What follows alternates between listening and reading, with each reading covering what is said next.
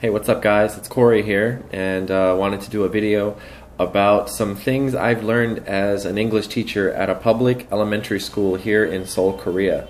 Now, I'm not going to discuss anything that you could find like in many videos. I'm sure you could find what I'm going to talk about in a few, but you know, many videos out there by other English teachers, they talk about specifics like in terms with your contract, you know, questions about like recruiters, all that stuff. Maybe like about your co-teachers, lesson planning, I don't know, your settlement allowance, your housing stuff, I don't know. But I'm going to talk about a few things that I've learned in my 3.5 months of teaching. I've never taught before, so maybe some of these things are universal, which I'm sure some of them are, but then there's some things that are specific to Korea, I guess. But yeah, so I'll just go ahead and I actually have a list here that I'm going to read off to you. So the first one is that at public schools in Korea, they are basically under control by the Korean Office of Education. And so what that means is they monitor and approve of all the computers, the software that's on there, and for the internet, they control the content that you can access from a web browser. So the first thing is computers all run on Windows XP. Now that sucks. Windows XP is ancient and crappy, and you know, I did hear a rumor that they were going to upgrade many computers to Windows 7, but I know that there's some kind of like budget stuff going on that they have to work out. But hopefully they make those changes, because Windows 7 will definitely save their lives and make their workflow more productive. XP is just like ancient crappy crap. Speaking of ancient crappy crap, their web browsers are it's basically Internet Explorer 6. Now, I have no idea what year that came out, but I know it was a long time ago. And yeah, so the first thing I did my first day of school was I turned on the computer, I came in, I was like, wow, there's Internet Explorer. I opened up, the first website I went to was the Google one to download Chrome. I downloaded Google Chrome immediately. And then I uninstalled Internet Explorer. Yeah, so yeah, you're gonna want to do that too. Get Chrome, or you know, if you're comfortable with some other browser, I don't know, Firefox, Safari, whatever. It's a personal preference, but I prefer Chrome, and it's just more flexible. Anyways, yeah. So talking about websites, the content that is being controlled by the government, you can't access Gmail. I've heard Hotmail is also blocked. There's many like forums and websites that you can't access if they have anything to do with like video games, anything like that. 4chan, it's all blocked, and basically it's blocked because if there's any content that you can like download that could potentially have harmful, malicious, malware, viruses, whatever, they went ahead and just blocked those things, because back in March there was a big cyber attack from like North Korea or China, and so that is the reason why they are blocking all those websites. So you can still access Facebook, you can still access YouTube and some other websites, and you know, even though the school system is blocking it, like on my phone I can access anything. Here at my house I can access anything. So yeah, just a heads up, public schools, you will have limited access to your content. Like I can't access my Gmail at school, not for well over a month, almost 2 months now. Let's see, USB sticks, the USB memory sticks, those are a very good investment. You're definitely going to want to have at least one with really big storage space on it, or you're going to want to have multiple ones, because you want to store all your files, your lesson plans, your worksheets, your games, PowerPoint presentations, Word documents, all that stuff. You're going to want to carry with you throughout the day, as well as you know, if you're going to like some kind of training seminar or whatever, or you have to go to, I don't know, to another school or something, you're going to want to have to carry that stuff back and forth with you, so you just have it real quick. And then the other reason to have that is because of the internet might potentially go down one day while you're at school.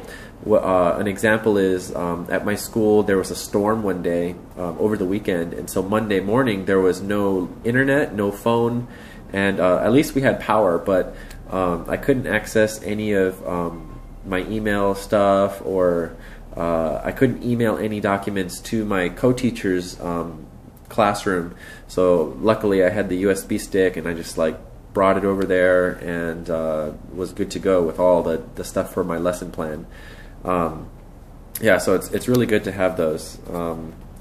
Next, let's see. Okay, so you're going to be definitely teaching songs to children, especially like 5th grade and younger. I only teach 5th and 6th graders. My 6th graders, I don't teach them any songs because they just absolutely don't want to learn any songs.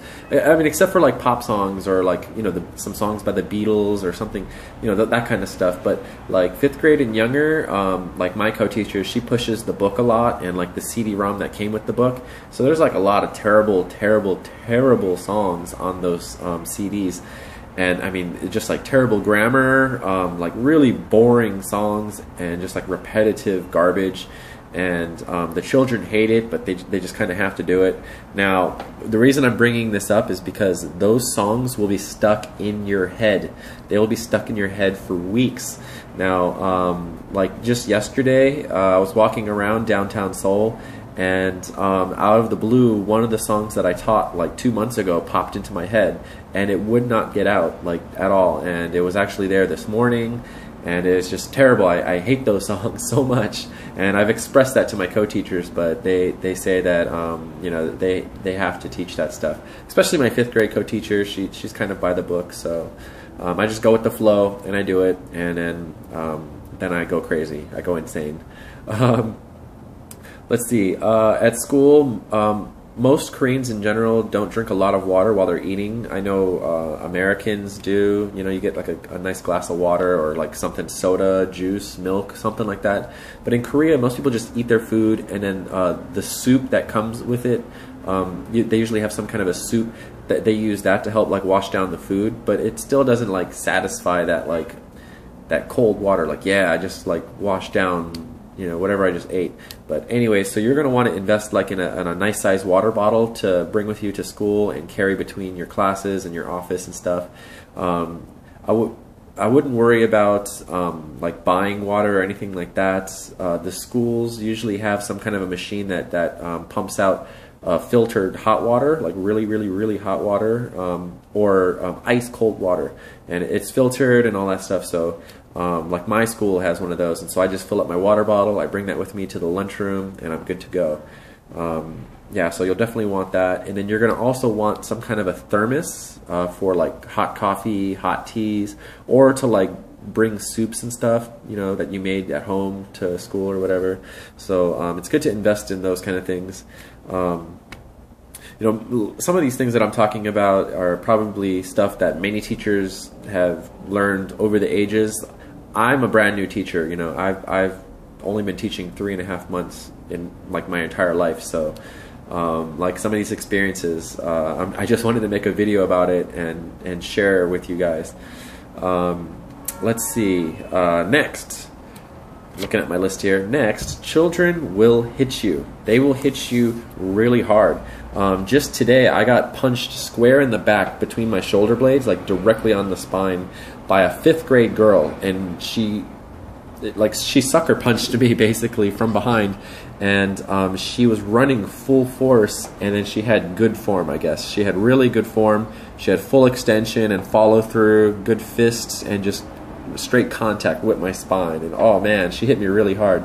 But you know, it caught me off guard. I was like talking, all of a sudden, bam! I was like, oh, what the hell? I just got hit. So yeah, be prepared to be hit. And she didn't mean it in like any kind of a malicious way. It was like she was like playing. She was like, Corey teacher, bam! And I was like, oh, and she's like, hello, and then she like ran off, and I was like, oh, you come back here. So be prepared to be hit, and not just like that, but also in your junk. Children, for guys, I don't know about girls, like with female teachers, but for guys, kids are trying to hit my junk all the time. Like they're trying to kick it, they're trying to like hit it with their pencil case, they're trying to hit it with their school books, and yeah, so just be prepared to block and defend. You got a defense, all about defense. And the other thing is, I don't know if you know what dongchim is. In Japan, they call it kancho. It's like this, two hands together, and bam, ram it up your butt crack, just yeah. So they like to do that too. So out of the blue, you could be hanging out, you know, you could be walking down the hallway, and then all of a sudden, bam, you get rammed right up in the crack. So yeah, just be prepared to be violated in numerous amount of ways. I've heard female teachers have been, like, they've had their breasts groped many times. Yeah, so just not by guys. Actually, it's, I think the girls that are ones that are like curious about like Westerner breasts. They're like, wow, and then just like just grab it. So be prepared for that kind of stuff. Yeah, and on top of that, children will also sneeze directly into your face. So like I'm sitting on a chair right now. When they come, they stand, they're like this tall or so. So their head is like right here, like level with my head. And you know, they'll walk up, they'll be talking to me like real close, like right here. And I'm like, yeah, like listening or whatever. And then all of a sudden it's just like sneeze right in my eye or right in my mouth. And I'm like, oh, Jesus. You know, and then you want to go and dunk your head into a bottle of hand sanitizer or something. So it's really disgusting, but it will happen to you. I promise you it will, because it's happened to me a few times already.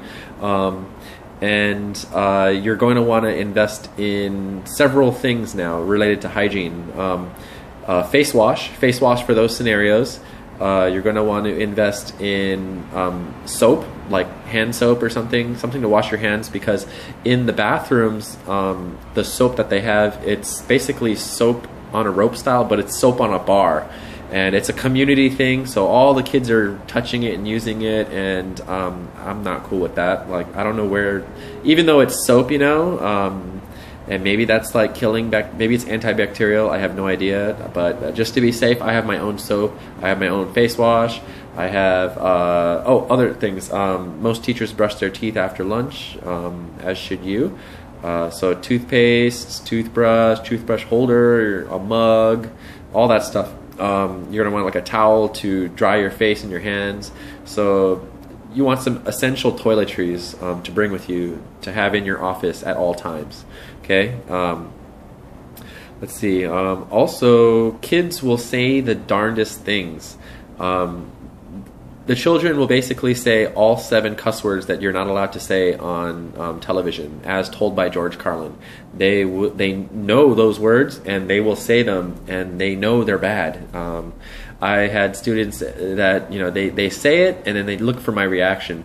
And you don't want to act like shocked and be like, oh my God, ha ha ha ha ha. Like, you want to keep calm about it and not get them excited about it, and just kind of either act really unimpressed, ignore it, you know, and they'll be like, oh, maybe I didn't say it right, and then they won't ever say it again.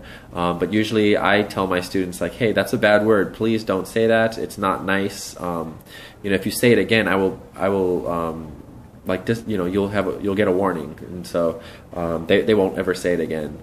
But I'm sure that they're out there in the playground or after class, after school. They're out there using the cuss words, and we all know where they get them. They get them from the internet. They play internet games all the time. They watch movies and stuff. So they pick that stuff up easily. Just be prepared for that. I think the last thing that I wanted to share about my experiences in a public elementary school here in Korea is that during the day we open up all the windows just because it's so hot. We haven't had the ACs turned on yet. The school controls that, and I guess for budget reasons they want to wait till July. It's early June and it's humid and hot as crap, like literally every day. Like, I'm sweating in the classroom. Children are sweating, but they won't turn the AC on until July. But so because the windows are open, wildlife will fly in. Like I had a bird fly in one time, but most often I'll have insects. I'll have bees, wasps, hornets, flies, and beetles and other random stuff come in. But it's usually the wasps. I live like I live by a forest, and then the mountain. The school is literally at the foothill of the mountain, so there's a forest right behind the school.